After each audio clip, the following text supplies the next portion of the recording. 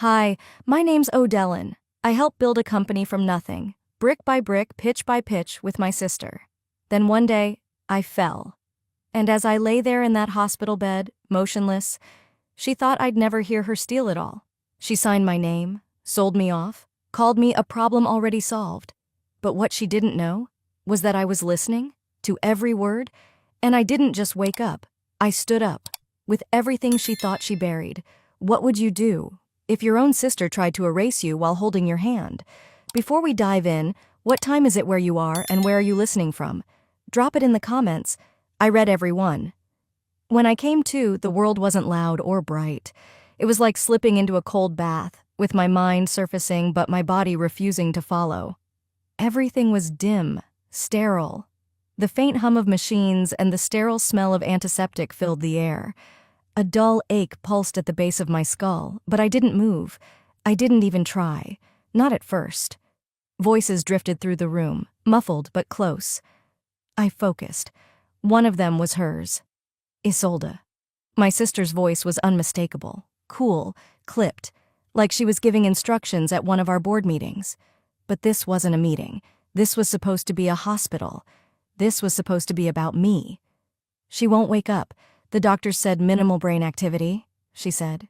Too steady, too calm. It's tragic, really, but at least now the transition will be smoother. Another voice joined. Male, familiar but wrong in this context. Cassian, my ex. You did what you had to do, he said softly. She always hesitated, always wanted consensus. You can't grow a company like that. I stopped breathing. My heart thudded in my ears. Cassian? What the hell was he doing here? Why was he talking about me like I was already gone? Isolde's heels clicked faintly as she paced.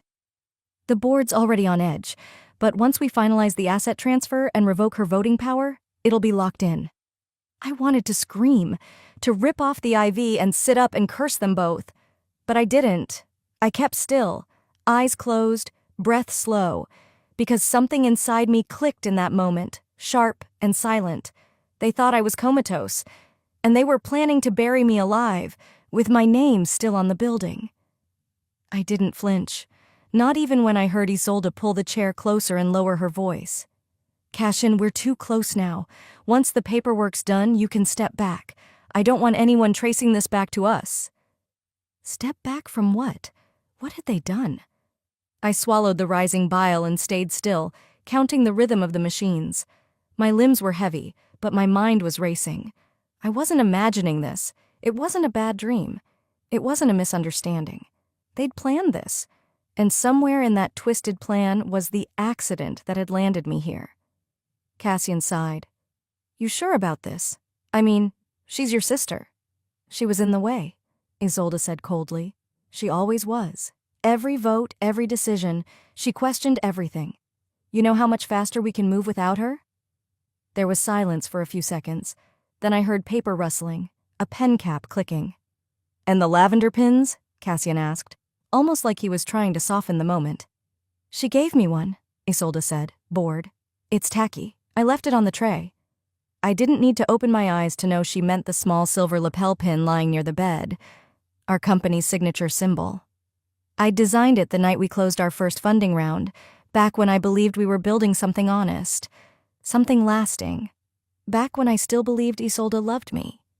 My throat tightened, but I forced the emotion down. The pin was still there. She hadn't bothered to hide it, to move it.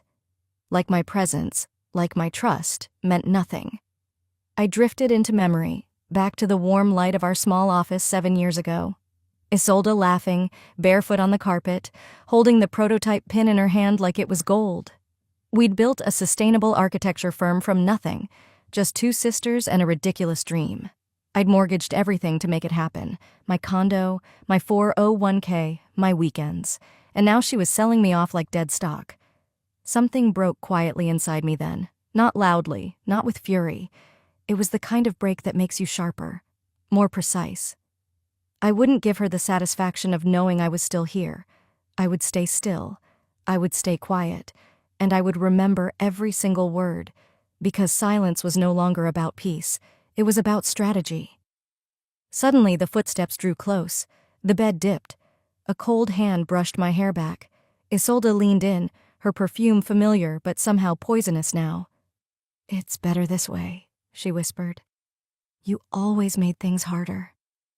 I focused on keeping my heartbeat steady, my breathing slow, and in the deepest part of me, something lit up like steel under flame. She had no idea I was already awake. She had no idea I was already awake. And yet, I stayed still. That moment, Isolde's whisper, hung in the air like the scent of antiseptic and deceit. I counted the seconds after she left, listening to the click of her heels until the door sighed shut. Only then did I allow my eyes to twitch, testing my range of motion. I couldn't move much yet. My limbs were sluggish, as if my body was trying to catch up with my fury. A nurse entered not long after. She hummed softly, adjusting my IV and checking vitals.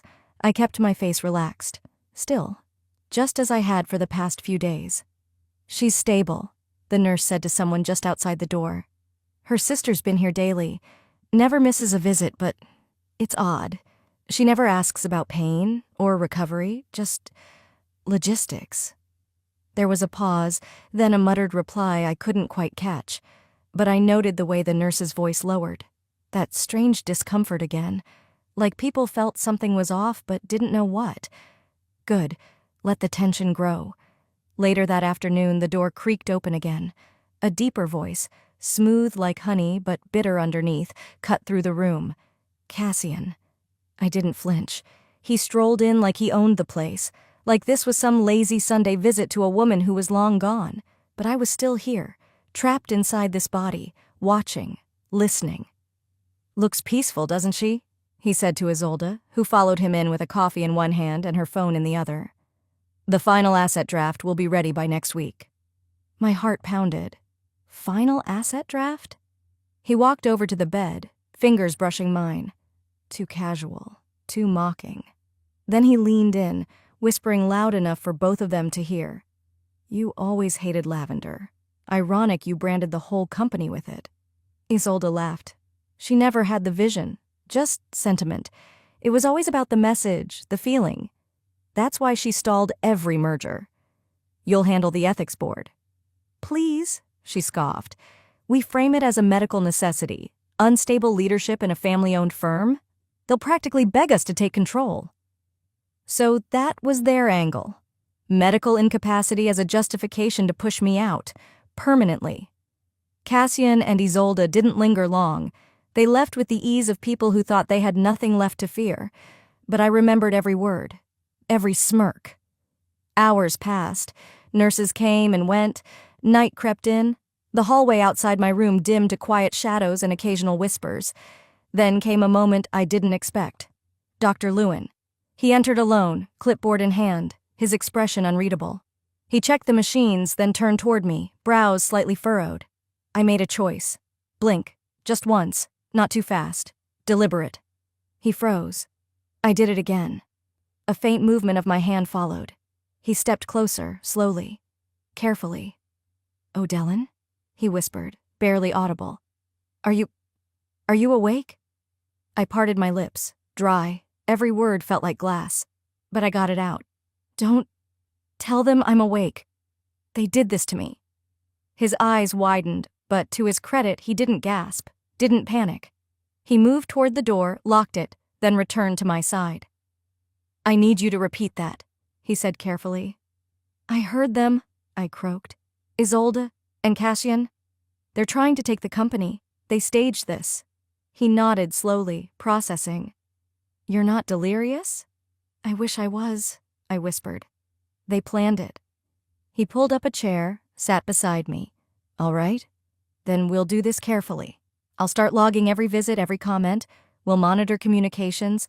But O'Dellin, you have to stay quiet. No one can know. Not until we have proof." I closed my eyes, the tension loosening just slightly in my chest. An ally. Finally, someone who didn't smile while sticking a knife in my back. The lavender lapel pin glinted faintly on the tray beside my bed. I'd given that to Isolde the day we launched our company, a symbol of trust, unity, future. She'd left it here like an afterthought. Now it looked like a tombstone. It was almost midnight when Dr. Lewin slipped back into my hospital room. He carried no clipboard, wore no white coat, just a plain navy sweater, his ID badge tucked into his back pocket. He looked like a man running from his own conscience. He sat beside me in the dark without a word, then reached into his bag and pulled out a USB stick. "I downloaded the footage from the security system like you asked," he whispered. "Only one camera angle covers your cabinet, and you need to see this." He turned his laptop screen toward me. The video was grainy but clear enough. There she was, Isolde, my sister, dressed in soft cashmere, acting like the grieving saint she performed so well for everyone else. But not here. Here, alone, she moved with purpose. She opened my private cabinet with a key, one I hadn't even realized she had, and rifled through folders, files, my journal. It took effort. Each letter burned, but I scrawled, "Call Ava, succession folder. She'll know why." Sarah read the note, eyebrows rising. "Ava, she's still in ops, right?" I nodded. She folded the note carefully and slipped it into her front pocket. "I won't say a word, but I'll make sure it gets to her." Later that night, I lay awake. The fluorescent light above my bed dimmed to a soft hum. I stared at the lavender pin still sitting by the tray. Its color had faded slightly. Time had dulled its shine. Like so many things we once believed permanent, it used to symbolize trust, partnership.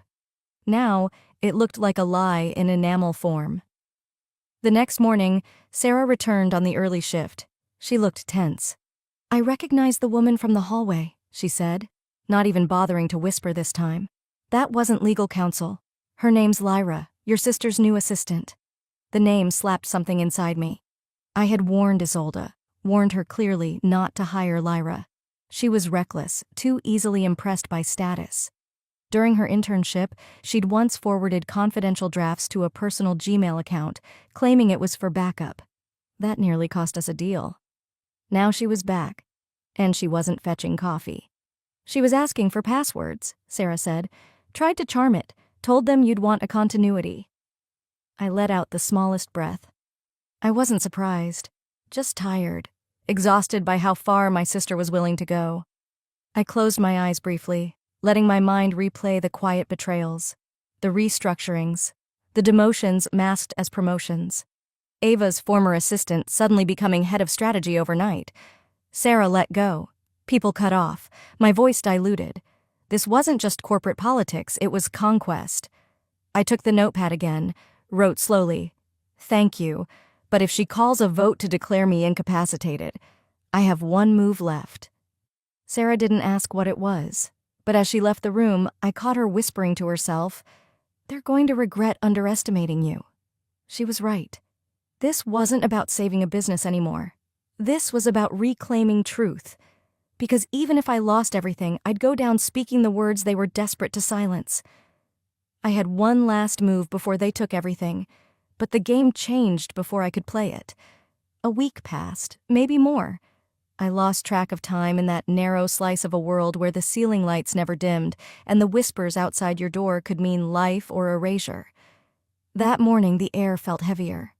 Sarah's face looked pinched when she came in for rounds, eyes darting toward the hallway before she even reached my bed. She kept her voice even, but I could hear the tension behind it. "They're calling the vote," she said quietly as she adjusted the monitors. "Isolde's pushing hard. Said you told her years ago you didn't want to be kept alive if something like this ever happened." I almost laughed. That wasn't just a lie. It was a perversion of the truth. I remembered that conversation. It wasn't about me. It was about our mother. When the doctors had suggested life support, I said, she wouldn't want to be a shadow of herself. Isolde had nodded, pretending to agree, while already planning the estate. And now she was using my words against me. Sarah pulled a folded piece of paper from her scrubs pocket. "Dr. Lewin wants you to see this. It's happening today." It was a printout of a hospital transfer document, blank spaces filled in with tight practice strokes. My name sat at the top, but it read like an obituary. Below it, in bold letters, "Pending declaration of permanent incapacitation. Patient to be transferred to long-term care pending family consent." Family. That word used to mean something. She was orchestrating my removal in every sense: legal, physical, symbolic. And the worst part? She almost succeeded. That afternoon, Ava sent Sarah a screenshot. She waited until Lewin stepped in for cover, then handed it to me quietly. It was the company website. My face, gone. My name, erased. A bold headline read, "A New Vision. The Richards Institute looks ahead under Isolde Richards' sole leadership." The sidebar that once listed our co-founders? Replaced by a minimalist press photo of Isolde standing in front of our headquarters, arms crossed like she built it brick by brick herself. Not even an in memoriam, just nothing. I stared at the screen, hollow. A ghost in my own story. Dr. Lewin came in that evening, his expression grim. "She's going to win unless we move now." But I couldn't move. Not physically, not emotionally. My chest felt like it had been hollowed out and filled with cement. Later that night, I whispered to Sarah, maybe she earned it. Maybe I was just easier to cut away. Sarah sat beside me without a word. The silence stretched. Then she stood and walked over to the sink. From her pocket, she pulled something small and set it on my bedside tray. It was the lavender pin, bent slightly at the edge, a little scratched, but unmistakable. "I found it in the trash," she said, "buried under your visitor log sheet." I didn't touch it at first, just stared. Years ago, I had that pin designed as a quiet symbol for our team. Lavender, because it meant calm under pressure. Roots, because we'd built something that would outlast us. I'd offered one to Isolde before the launch. She scoffed. "Too soft," she said. "If we want to be taken seriously, we lead with steel, not petals." I remember laughing, gently. "You can't build a legacy without roots," I told her. She waved it off. "You're thinking like a gardener. I'm thinking like a general." And she was right. She was always preparing for war. But so was I. I just did it differently. That memory of that day, that conversation, cut through the numbness like sunlight under a door. I picked up the pin, cold in my hand, light, but suddenly heavier than anything I'd held in weeks. "She's trying to bury me," I whispered, gripping the pin tighter, "but I'm still the one who planted the foundation." Dr. Lewin stepped in a few minutes later, clipboard in hand. "I'm ready," I told him, voice raw but steady. "I want to be awake when she signs the papers." He looked at me, surprised but proud. "Are you sure?" I nodded. "She's expecting silence," I said, "but I'm about to leave a signature she can't forge." She wanted me erased, but I was about to leave a signature she couldn't forge. 2 days passed. The hospital halls had grown quieter, but not calmer. The tension had shifted, gone from invisible to nearly audible. The kind of pressure that made even the overhead lights seem too bright. I could feel the storm brewing just beyond the walls of my room. Dr. Lewin was more cautious with his visits now. The nurse roster changed without explanation. Sarah was gone. Just gone. Her name wasn't on the schedule anymore, and no one would look me in the eye when I asked, silently, blinking with purpose. I didn't have to be told. Isolde had pulled a string, and Sarah had paid for standing too close to me, but that didn't mean we were done. That same morning, Lewin handed me a folded piece of paper and spoke in a low voice just above a whisper. "Ava got the note. She's in." The paper was a revised statement, exactly how I'd scripted it for Ava. It would be read aloud at the emergency board meeting that Isolde scheduled, where she intended to finalize the transfer of company control. It read, "Odellen Richards explicitly documented her conditions for any change of ownership. Her signature from 2019 onward includes a looping R in Richards, which is absent from all documents filed by the current acting board chair. Any deviation invalidates her consent, per Clause 7B of the Foundational Charter." I'd changed my signature 5 years ago. A subtle shift, looped, careful, deliberate. Most people didn't know, but Ava did. And so did I. That was the bait. Isolde had forged everything using my recent documents, all with my old signature. She wanted the papers to look current, but not too new. She underestimated how much I remembered, even from a bed where she thought I slept. The next morning, Ava walked into the board session with something better than paper. She had my voice. It was from a legal seminar 3 years earlier. A recording. Me explaining signature evolution in executive documentation. "You change how you sign over time," I'd said to a room of interns and young lawyers. But I always include a looping R now. It reminds me where I started. Dated, time-stamped, public, unfiltered. According to Dr. Lewin, when the board liaison heard that playback, he quietly requested a delay pending signature authentication. I imagined Isolde sitting there, face stone cold, while her perfectly laid plan began to unravel. That night, she retaliated. She stormed into Dr. Lewin's office. I didn't hear it. I felt it. Doors slamming, voices low and angry just beyond the walls. When Lewin stepped into my room later, his face was taut. "She threatened to have my license reviewed," he said simply, "accused me of obstruction, and Sarah's been reassigned out of this wing." Of course she had. Isolde never liked loose ends. The next day, just before noon, Isolde appeared in my doorway. She wore soft gray, cashmere, designer, but her presence was anything but gentle. She closed the door behind her with 2 fingers, then slowly walked over to my bed. "You're slipping," she said, not bothering with pleasantries. "This hospital can't protect you forever." Her tone wasn't angry. It was satisfied. The kind of voice someone uses when they think the final nail's already in the coffin. I didn't blink. I didn't flinch. But when she turned to leave, she paused. Her eyes caught the glint of something pinned to the neckline of my gown. The lavender pin. Worn like a brooch, sharp and deliberate. For a second, her mask cracked. Just for a second. She left without another word. That evening, as dusk stretched across the Seattle skyline, Dr. Lewin entered my room again, his posture tenser, more alert than usual.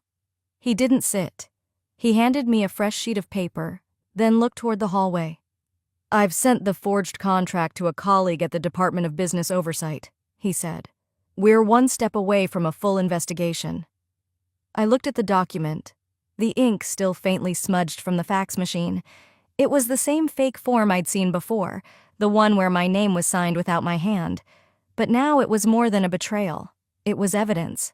He added, "When this blows open, it's going to be fast, and it's going to get ugly. Are you ready for that?" I didn't hesitate. "Yes," I said. "I didn't build all this just to have it stolen in whispers." He nodded, but before he turned to go, he looked back once more. "You know," he said gently, "the woman who walked in smiling last week, she might leave in handcuffs next time." And I hoped she did, because this wasn't just a business anymore. This was war. The woman who walked in smiling might leave in handcuffs. That morning, the sun came through the narrow hospital window with a harshness I hadn't felt in weeks. It was as if the sky itself refused to soften the day. They'd scheduled the quiet signing for 11 a.m. Ava arrived just before 10, clutching her briefcase and keeping her head down as she passed the nurse's station. Dr. Lewin met her at the elevator and walked her to my room like a guest, not a co-conspirator. Inside, everything was ready. My hospital bed was freshly made, my tray table cleared, my voice steady in my chest. And beside me, neatly resting against a soft leather folder, sat the lavender pin. I had placed it there deliberately, not as an accessory, but a declaration. By 10:55, the room filled with calculated energy. The firm's legal team arrived first, 2 associates and a mid-level partner named Callan, who greeted Isolde with practiced charm. Isolde came in last, late by a few minutes, draped in ivory and navy, like a politician preparing for a photo op. Her hair was glossy, her smile polished. Her posture said one thing: "This is already done." She didn't even glance my way as she sat down. Ava stood to the side, awkward but composed. Her eyes met mine for a brief second. I blinked once. She gave the slightest nod. Callan opened a folder and began laying out the documents. "We're here today to finalize the transition of executive and fiduciary authority from Miss Odellin Richards to her designated successor, Miss Isolde." He didn't get to finish, because I moved. Slowly, deliberately, I pushed myself upright in the bed. The motion was slow enough not to startle, but unmistakable. The air shifted as the sound of rustling sheets filled the silence. Gasps broke the stillness like glass. Callan dropped the pen he was holding. Isolde froze. I sat up fully, letting the blanket fall from my lap. I reached for the leather folder beside me and let my fingers rest lightly on the pin, not touching it, just reminding her it was there. Then I spoke. You forged my name. You erased my name. And you thought I would stay quiet until I died. The room fell still. Isolde blinked. She's confused, she said quickly, standing up. She's not mentally stable. Her doctor... She's not confused, Ava cut in, stepping forward. And her doctor is right here. Dr. Lewin entered then, as if on cue. She's been alert for several days, he said, voice even, and everything she's experienced during that time is recorded and legally admissible. Isolde spun toward him. You're jeopardizing your career. No, he said. You did. Then, just as planned, the door opened again. Sarah walked in, flanked by 2 plainclothes officers and 1 detective in uniform. The man held a folder in his left hand and nodded to me before stepping into the center of the room. Miss Isolde Richards, he said calmly, we have a warrant to seize all documentation pertaining to corporate succession, hospital authorization, and signature authentication fraud. One of the officers moved toward Callan and collected the papers from the table. Ava handed over a USB stick. It contains surveillance footage, voice memos, and IP signature logs, she said, including timestamps from Miss Richards' home internet. Isolde backed up half a step, her face shifting. First rage, then disbelief. Then something closer to panic. You were nothing before me, she hissed. You were just the girl with spreadsheets and lavender pins. I looked at her calmly. And you were just my sister, I said, until you decided I was in your way. She didn't respond. Her lips parted, but no words came out. One of the officers gently placed a hand on her arm, not to arrest, not yet, but to make it clear. This wasn't her room anymore. For the first time since she'd orchestrated my fall, she looked small, but I knew her too well to think this was over. I thought that was the final blow. But she had one more in her pocket. 24 hours after the signing room exploded into chaos, I was still in my hospital bed, but everything else had shifted. The video of me sitting up, confronting my sister, and calling out the forgery had made its way online. It was clipped, captioned, and spreading like wildfire across business news and social platforms. My name had returned to the firm's official site by morning, a soft update tucked near the bottom of the homepage. We regret any prior misrepresentation regarding the founding of the Richards Institute. There was no apology, just erasure rewritten. Former staff began messaging me, some I hadn't heard from in years. We always knew. She never could lead without you. I'm so sorry. But what I felt wasn't triumph. It wasn't even relief. It was quiet, unsettlingly quiet. Like standing in a house after a storm, waiting for the roof to creak one more time before it caves in. That creak came faster than I expected. That evening, just as Sarah was helping me review discharge forms, Ava burst into my room, phone in hand, pale as snow. It's all over the news, she said breathlessly. Someone leaked documents. O'Dellin, they're saying you funneled corporate funds offshore. I blinked, not understanding. She handed me the phone. There it was, a breaking headline from a national outlet. Founder of sustainable design firm implicated in secret offshore scheme. The article included screenshots of transaction logs, foreign account numbers, and what looked like my signature on internal transfer forms. I couldn't speak. The air in the room thinned. My fingers went cold. Ava continued, her voice shaking. It's bad. It's coordinated. Anonymous whistleblower, perfectly timed release. There's already a call for an emergency vote to suspend you again. I sat motionless, staring past the edge of the bed. So this was her final hand. Not to win, but to ruin me completely. Even if she lost the company, she wanted my name to die with it. I barely heard Ava leave. I don't even remember what time the nurse dimmed the lights. I just remember whispering aloud into the room after she was gone. Maybe this is it. Maybe all of it. The coma, the fight, the reveal. It was just a delay. Maybe I had been foolish to believe I could outmaneuver someone who had no moral ceiling. I laid back against the pillow, ready to ask Dr. Lewin to quietly arrange my transfer, someplace no one would look. But just before I closed my eyes, Sarah returned, holding something in her hands. "This was buried in the bottom of the visitor bin," she said softly, walking over. "It's got your handwriting." She placed the worn manila folder in my lap. I opened it out of habit more than hope. Inside, paper yellowed at the edges, was a memo I'd written 3 years ago. My handwriting, my original notes, about implementing tiered financial permissions for large transfers. My idea to safeguard executive abuse. Attached to it, clipped with a rusted paperclip, was a revised draft, with notes from Isolde, her handwriting. There, in the margin next to my proposed routing structure, she'd scribbled, "Route split via Tier 3 authorization, can be shielded through consulting shell, efficient and untraceable."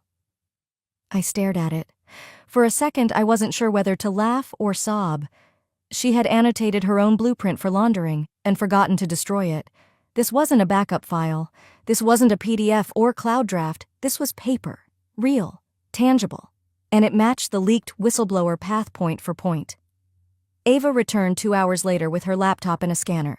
We sent it to our legal team, who confirmed it within hours. The leaked evidence had been built from the exact outline Isolde had once authored. They layered metadata from old email logs, which showed the revision draft had originated from her IP address. It was her hand, her pen, her mistake. I didn't call the police. Not yet. Instead, I made one phone call to a former PR manager named Lena. I told her I needed a podium, a microphone, and a live stream. I told her I had something to say, not in anger, not in vengeance, but in truth.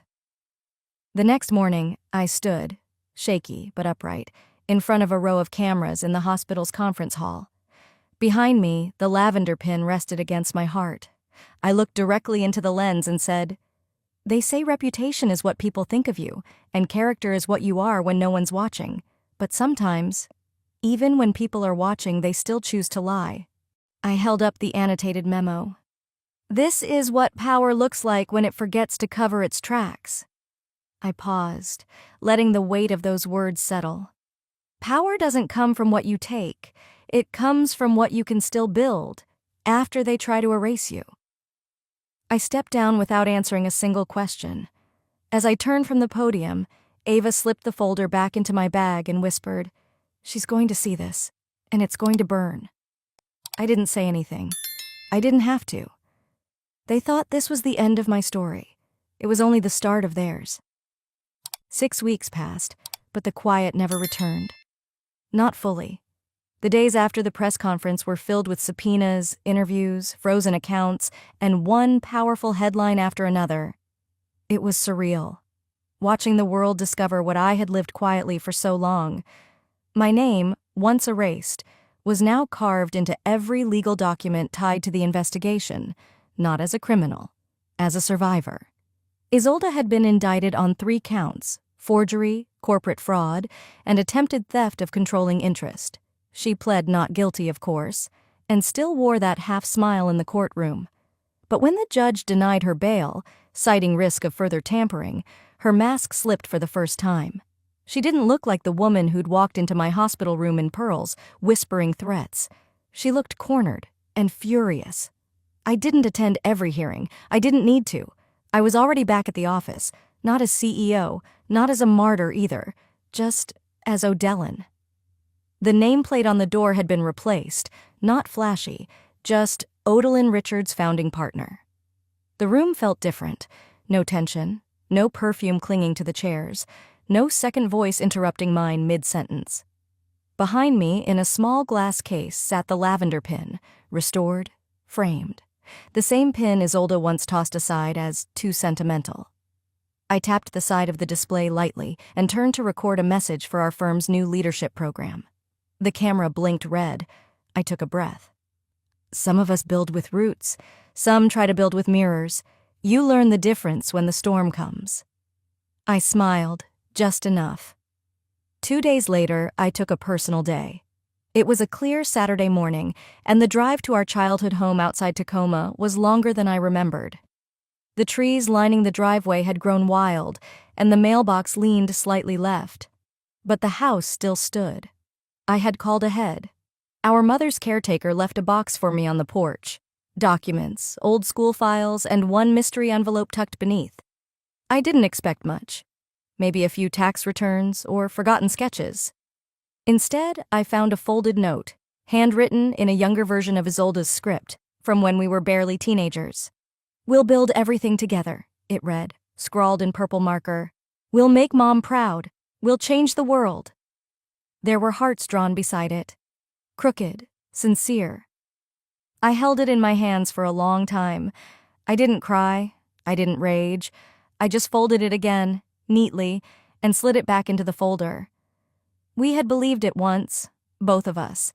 But belief isn't the same as character, and promises written in marker don't hold up in court.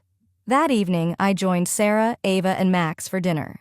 We opened a cheap bottle of wine and ordered enough Thai takeout to feed a party. Max made a toast, half joking, half sincere. "To the only woman I know who came back from a coma and still managed to out-negotiate a criminal with a law degree." We laughed. I laughed. Really laughed. That ache in my chest, the one I hadn't named since waking up in that hospital room, started to dissolve. Later, as I stood near the window, looking down at the city lights, Ava came beside me. "Do you regret not pressing charges sooner?" she asked quietly. I thought for a moment, then shook my head. "Justice isn't a sprint. It's a rebuild, brick by brick." She nodded, understanding. We didn't say more. Weeks later, I walked into the Foundation's first mentorship gala, a program for underfunded female entrepreneurs, led by women who knew what it felt like to be silenced, overlooked, or written out. I wore a navy blazer that night, simple, but pinned near my collar was that lavender brooch, no longer a secret, no longer soft. As I stepped onto the stage, the first speaker turned to the crowd and said, "To the woman who showed us silence can still roar. Thank you, Odellin." I didn't cry. I stood tall. And I smiled, not for the cameras, but for the part of me that once believed I was nothing without her. She signed my name like it was hers to take, but I signed her ending, with truth, not ink. Have you ever had to fight just to prove you were part of something you helped build? Tell me in the comments. I read every single one.